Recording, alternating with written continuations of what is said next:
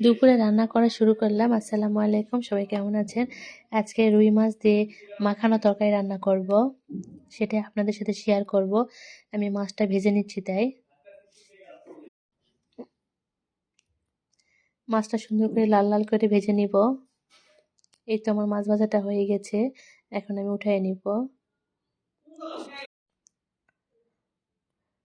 মাছটা উঠাই নেওয়ার পরে আমি তরকারিটা রেডি করে নিব। আমি মাখানো তরকারি করার জন্য ছিম নিয়েছি, আলু নিয়েছি, ফুলকপি নিয়েছি আর পালং শাক ধুয়ে রেডি করে নিয়েছি। এগুলো দিয়ে আজকে আমি মাখানো তরকারি করব। আর সাথে টমেটো, পেঁয়াজ সবই দিলাম। এবার তেল, ঝাল, লবণ, হলুদ, বাটা মশলা সবকিছু দিয়ে সুন্দর করে মাখায় নিব।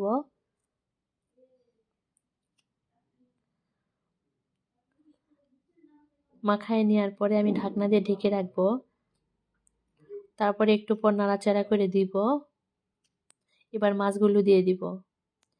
শীতের সবজি খেতে এত মজা লাগে, এই তরকারিটা এভাবে রান্না করে খাবেন, খুবই মজা লাগবে।